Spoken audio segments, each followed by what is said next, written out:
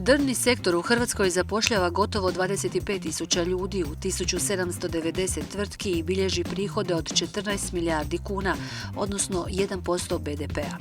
Izvoz ovog sektora čini 7,2% ukupne robne razmjene Hrvatske s inozemstvom.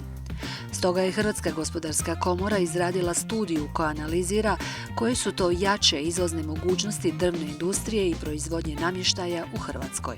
Drvna industrija je veliki izvoznik u hrvatskim okvirima. Na godišnjem nivou izvozimo 8,1 milijardu kuna, s time da je u svakom slučaju postoji veliki potencijal za jačanje tog izvoza. Ono što je vrlo važno da ćemo u budućnosti morati još više težiti finalnim proizvodima i kroz te proizvode veće dodane povećati taj izvoz. Analiza nam pokazuje da postoji neka mogućnost povećanja izvoza 26%. Izrađen je i detaljan pregled najvažnijih tržišta koji uključuje generalne gospodarske pokazatelje te najvažnije sajmove i konkurentske tvrtke.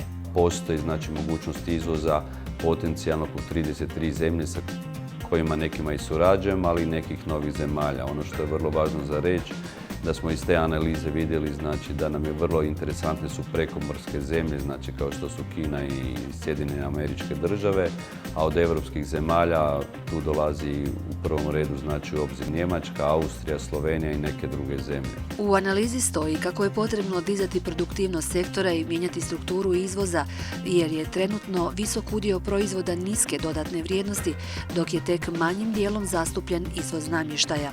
Tako primjerice u Italiju, koja je najznačajnije tržište, izvozi se samo oko 10% proizvoda više dodane vrijednosti.